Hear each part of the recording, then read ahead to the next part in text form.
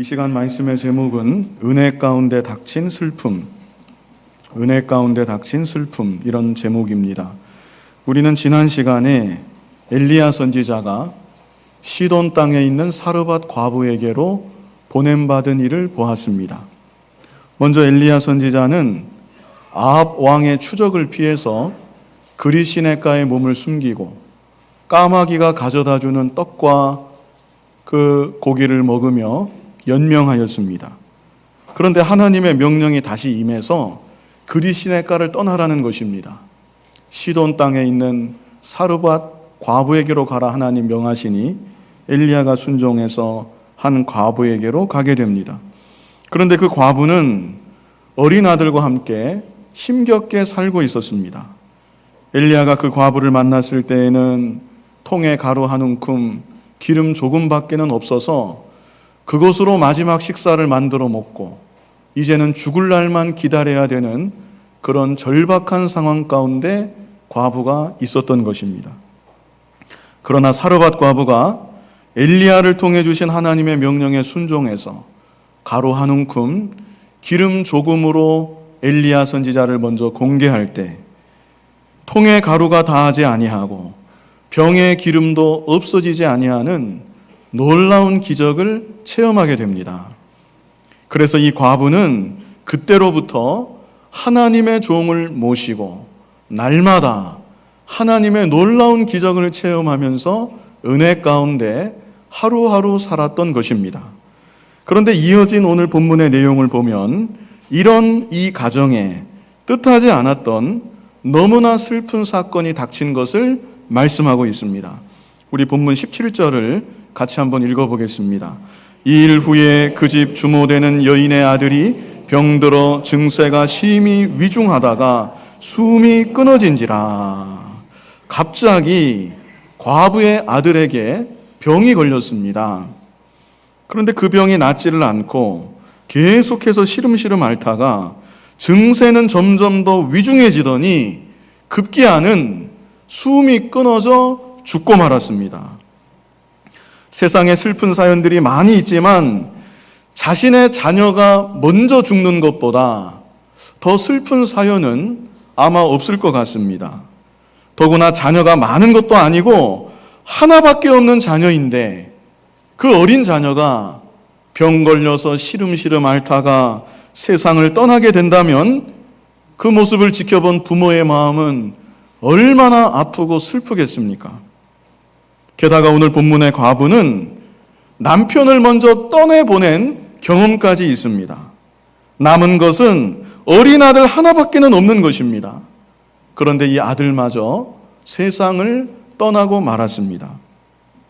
그래서 오늘 본문은 인생이 경험할 수 있는 최고의 고통과 최고의 슬픔이 이 과부에게 닥친 것을 말씀하고 있는 것입니다. 그것도 어떤 상황에서 그랬는가? 어떤 상황입니까? 하나님의 종이 함께 거하고 있는 가운데 날마다 하나님의 놀라운 기적을 체험하며 은혜 생활하고 있는 이 가운데, 바로 이런 가운데 인생이 경험할 수 있는 최고의 고통이, 최고의 슬픔이 이 여인에게 닥치게 된 것입니다. 이것은 오늘날 우리들에게 대단히 중요한 진리를 교훈해 줍니다. 예수님을 믿어서 하나님의 자녀가 되었을지라도, 하나님과 늘 동행하며 은혜 생활하는 사람이라 할지라도 그런 사람에게도 인생의 고통과 슬픔은 올 수 있다는 것입니다. 사람들은 때때로 의문을 갖습니다. 아니, 예수님을 믿는다고 하면서 왜 저렇게밖에 못 살까? 날마다 기도한다고 하면서 왜 건강하지 못할까? 교회에서 수련회 간다고 나갔는데 왜 교통사고를 당했을까? 결론부터 말씀드리면 하나님께서는 우리에게 복을 주시기 원하시는데 하나님께서 주시기 원하는 복은 세상이 생각하는 복하고는 다르다는 것입니다. 이 세상은 육신이 건강하고 돈도 많이 벌고 이 땅에서 출세하고 부귀 공명을 누리면 그것이 복인 줄 압니다. 물론 그것이 복이 아니라는 말은 아닙니다.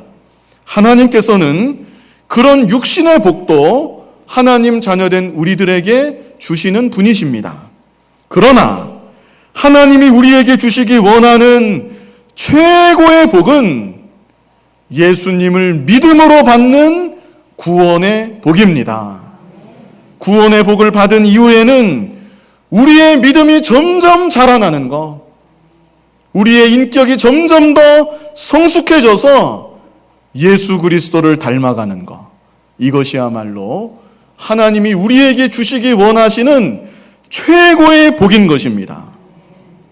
하나님은 그 일을 위해서 우리에게 육신의 복을 주실 때도 있고 아예 안 주신다는 거 아닙니다. 최고의 복을 위해서 육신의 복을 허락하실 때도 있고 육신의 복을 안 주실 때도 있고 심지어는 생각지도 못했던 사고와 사건을 만나게도 하시는 것입니다. 오늘 본문의 사르밧 과부의 경우에는 지금 이 시점에서 큰 상실감을 한번 경험해야만 했습니다.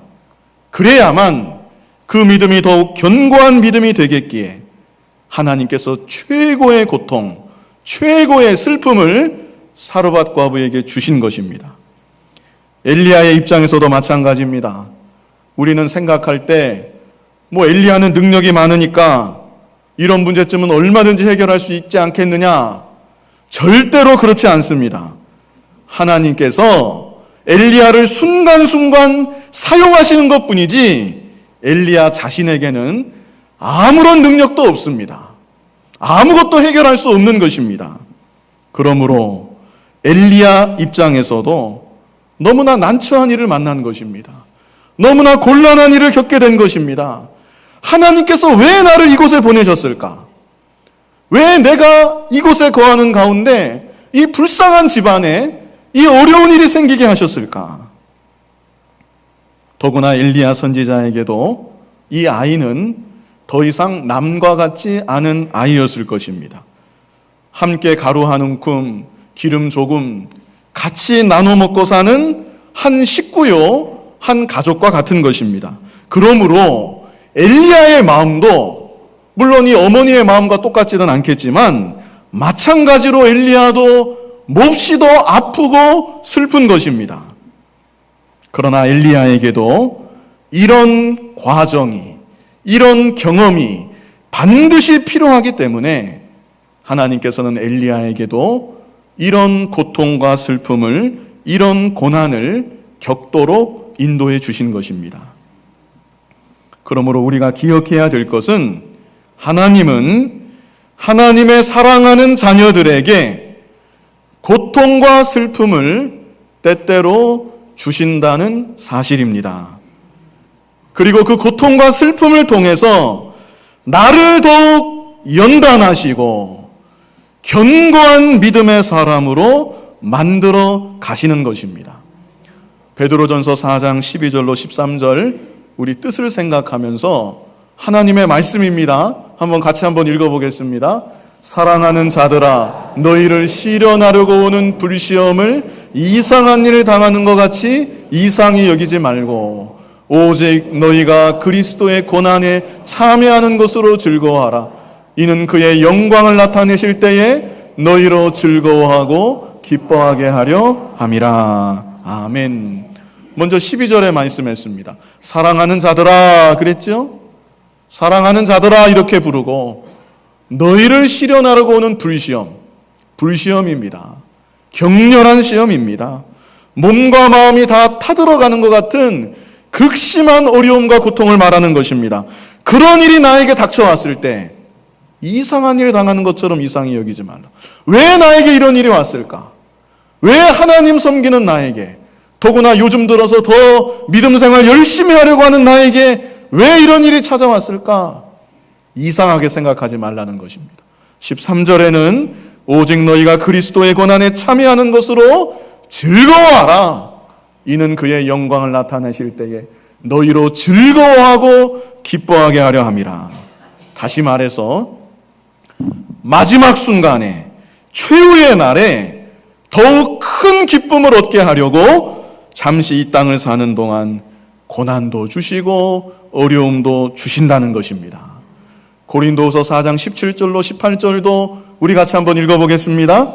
우리의 잠시 받는 환난에 경한 것이 지극히 크고 영원한 영광에 중한 것을 우리에게 이루게 함이니 우리의 돌아보는 것은 보이는 것이 아니요 보이지 않는 것이니 보이는 것은 잠깐이요 보이지 않는 것은 영원함이니라. 아멘.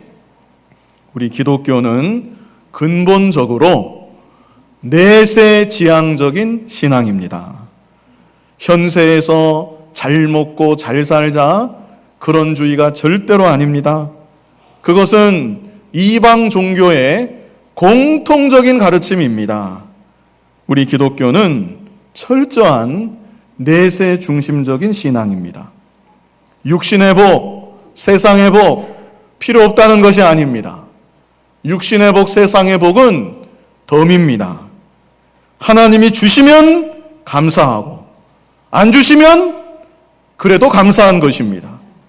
중요한 본질은 예수님을 믿음으로 말미암아 죄사함 받고 하나님의 자녀가 되고 영원한 하늘나라 천국 백성이 되는 것입니다. 그 은혜가 너무나 크고 감사하기 때문에 이 땅을 사는 동안에 어떠한 슬픔과 고난을 당한다 할지라도 항상 기뻐하고 감사할 수 있는 것, 혹시 잠시 근심하고 슬퍼하고 아파할지라도 다시금 회복이 되어서 하나님을 찬송하고 하나님께 영광 돌리며 살아갈 수 있는 것, 그것이 바로 성경이 우리에게 가르쳐주는 우리 믿음의 본질인 것입니다.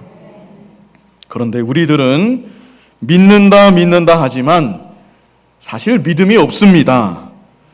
예수님을 믿어서 구원받았습니다. 머리로는 아는데 그 구원의 은혜가 얼마나 큰 은혜인지 모르기 때문에 세상에 썩어질 것, 육신의 것 때문에 낙심하고 좌절하고 슬퍼하며 살아가는 겁니다.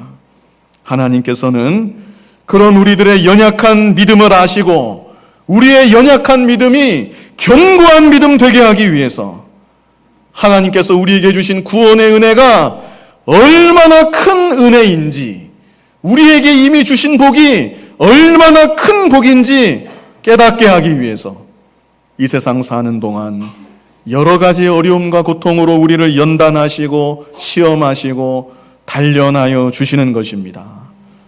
저와 여러분의 눈이 이 땅에만 머물러 있으면 안 됩니다.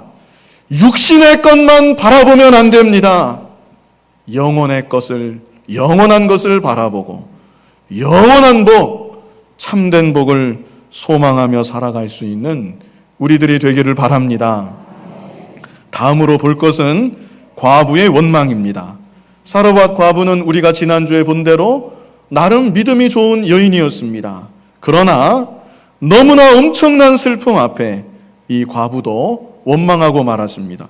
본문 18절 우리 같이 한번 읽어보겠습니다. 여인이 엘리야에게 이르되 하나님의 사람이여 당신이 나로 더불어 무슨 상관이 있기로 내 죄를 생각나게 하고 또 내 아들을 죽게 하려고 내게 오셨나이까.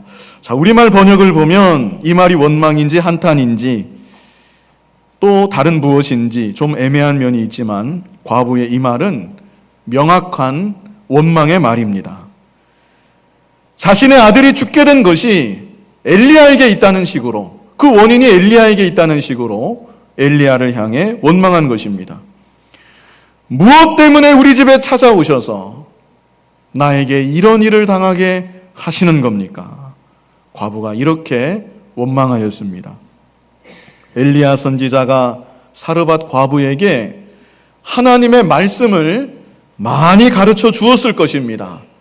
그전에는 사르밧 과부가 말씀을 어디서 배우지 못했는데 하나님의 종을 통해서 말씀을 배울 때마다 그 순간 얼마나 기쁘고 좋았겠습니까? 그런데 말씀을 배우면 배울수록 자기 자신의 죄가 더 많이 깨달아지고 자기 자신의 죄가 더욱 분명하게 깨달아지게 되었습니다.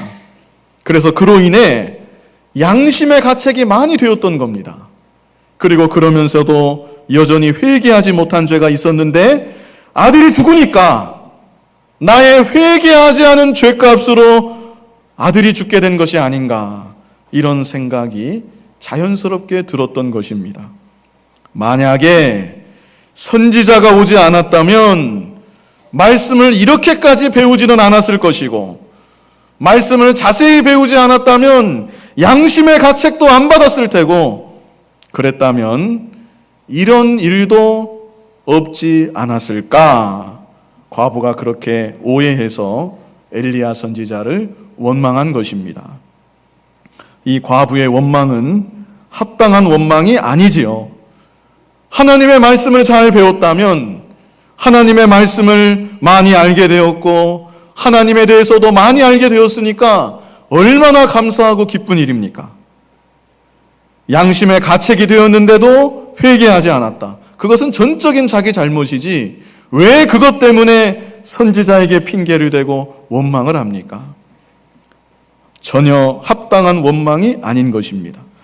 더구나 우리가 잊지 말아야 될 것은, 만약에 엘리야 선지자가 오지 않았다면 과부와 어린 아들은 어떻게 되었을까요?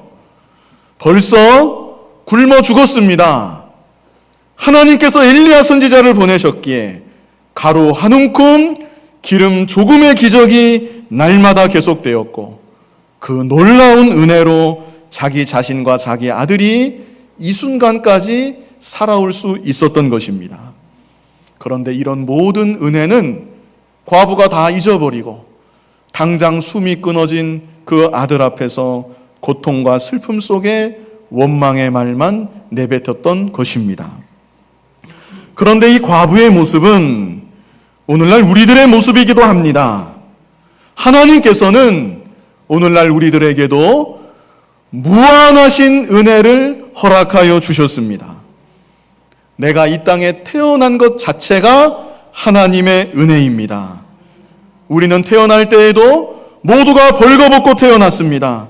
지금까지 하나님의 은혜로 모든 것을 받아 누리며 살아온 것입니다.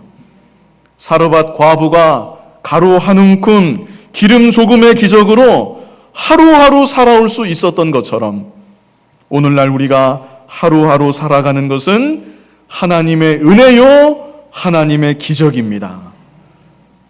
내가 이 순간 지금 이렇게 살아있다는 이 사실, 이것을 너무나 당연하게 생각하면 안 됩니다. 내가 지금 누리고 있는 크고 작은 모든 것들, 내가 그것들을 누릴 만한 마땅한 자격이 있기 때문에 누리고 있다고 생각해서도 안 됩니다. 모든 것이 다 하나님의 은혜인 것입니다. 더구나 우리들은 구원의 은혜를 받았습니다. 예수님을 믿음으로 말미암아 죄사함 받았고 하나님의 자녀가 되었고 영원한 천국에서 영생 복락을 누리는 최고의 은혜와 최고의 복을 이미 받은 것입니다. 그러므로 우리들은 이 세상 살다가 어떠한 고난이나 슬픔이나 시련을 만난다 할지라도 원망해서는 안 됩니다. 우리에게는 그럴 권리가 없습니다. 이미 하나님께로부터 너무나 많은 복을 받았기 때문입니다. 더구나 하나님께서 우리에게 주시는 모든 것, 하나님께서 우리에게 허락하시는 모든 것은 우리에게 반드시 유익이고 복입니다. 로마서 8장 28절에 뭐라고 했습니까? 우리가 알거니와 하나님을 사랑하는 자, 곧 그 뜻대로 부르심을 입은 자들에게는 모든 것이 합력하여 선을 이루느니라. 아멘. 이 말씀 믿으시죠? 모든 것이 합력하여 선을 이루느니라. 로마서 5장 3절로 4절에는 뭐라고 했습니까? 같이 읽어보겠습니다. 다만 이뿐 아니라 우리가 환난 중에도 즐거워하나니 이는 환난은 인내를, 인내는 연단을, 연단은 소망을 이루는 줄 알미로다. 아멘. 여러분들의 마음 가운데 원망이 혹 있으십니까?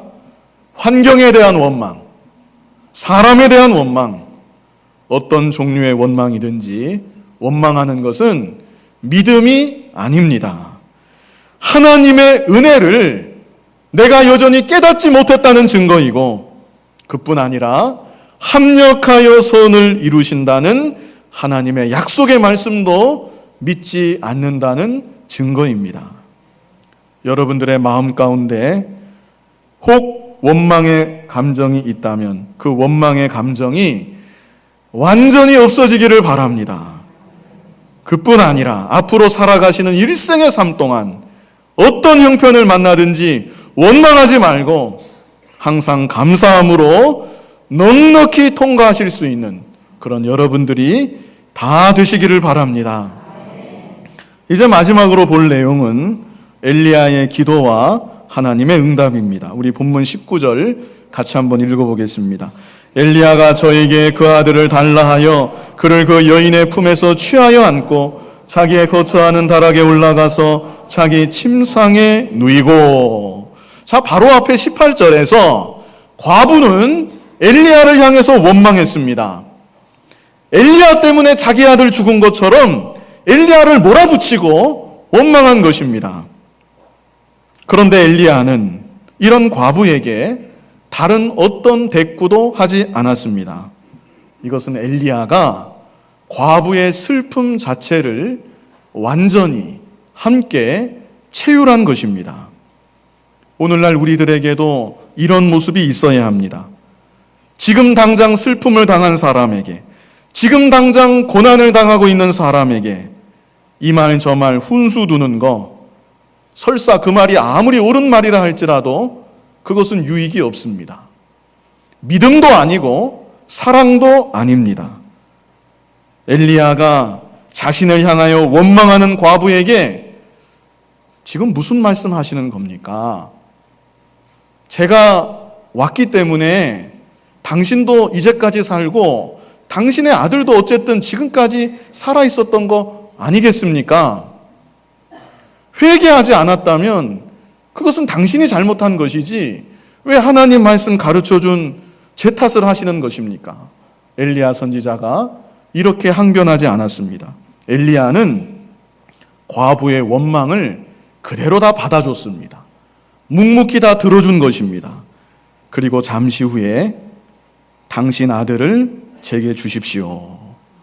과부는 이제까지 해댔으니까 더 이상 아무 말 못하고 죽은 아이를 엘리야에게 건넸습니다.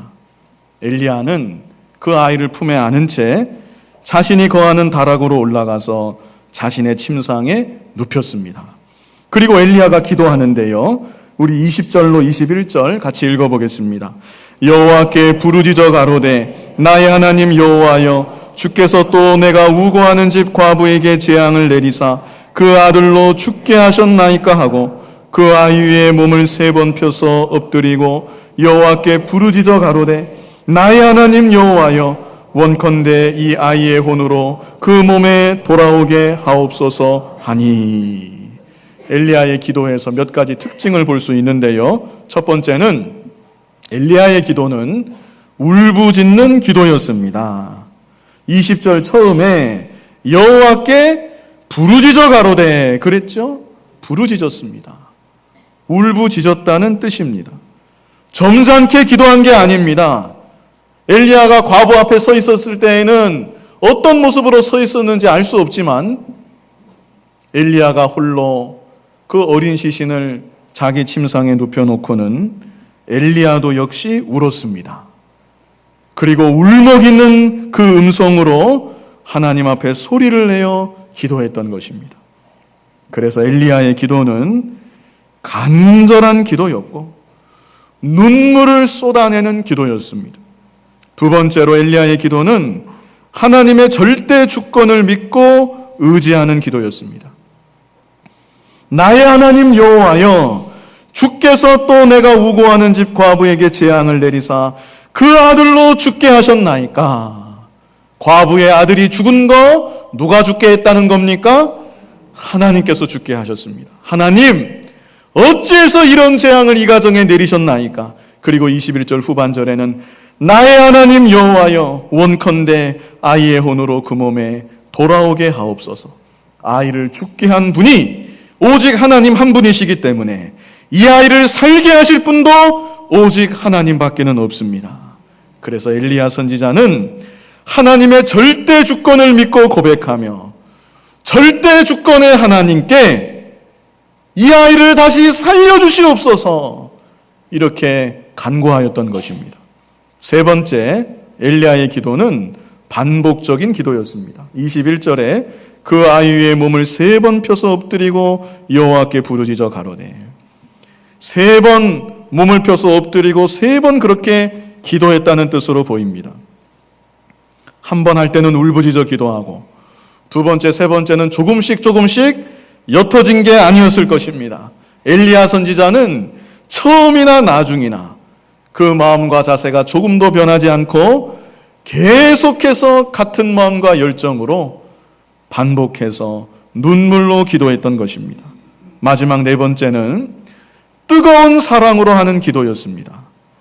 21절 처음 다시 보면 그 아이 위에 몸을 3번 펴서 엎드리고 그랬습니다.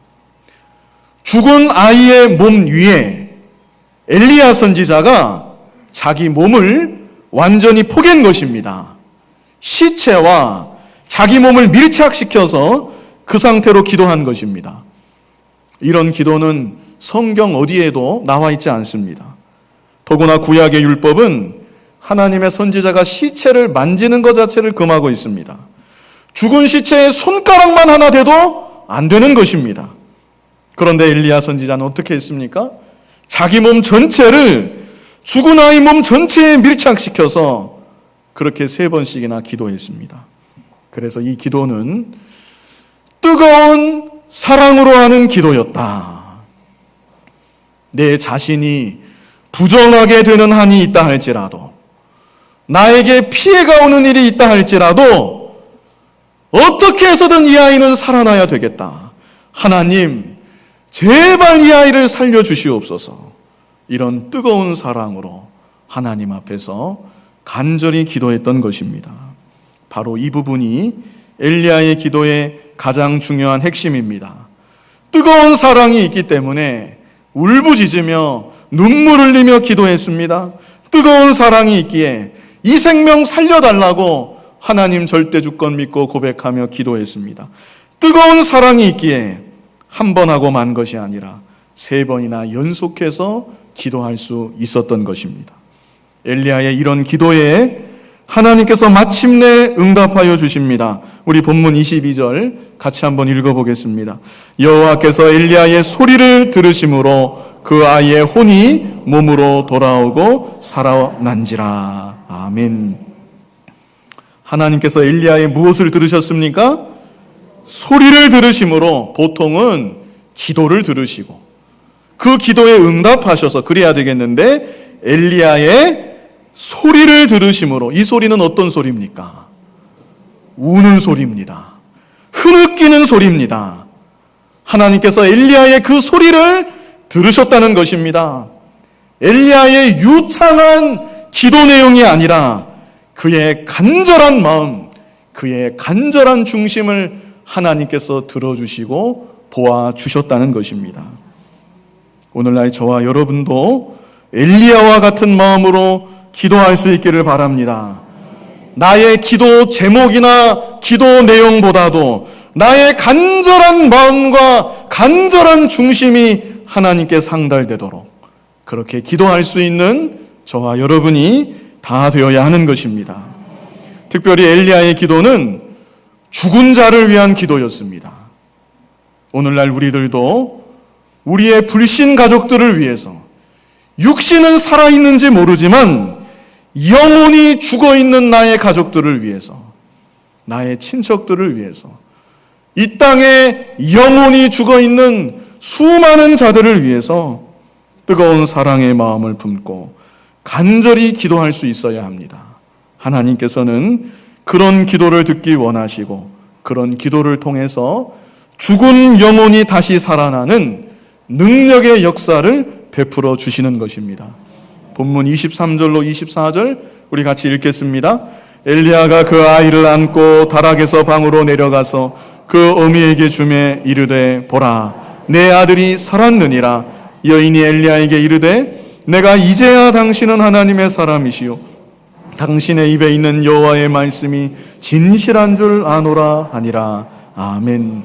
사르밧 과부가 하나님께 영광 돌리며 엘리야 선지자를 참 하나님의 사람으로 인정하게 되었다는 그런 말씀입니다. 참고로 죽은 자를 살려내는 이 기적, 엘리야 전까지는 전혀 없었습니다.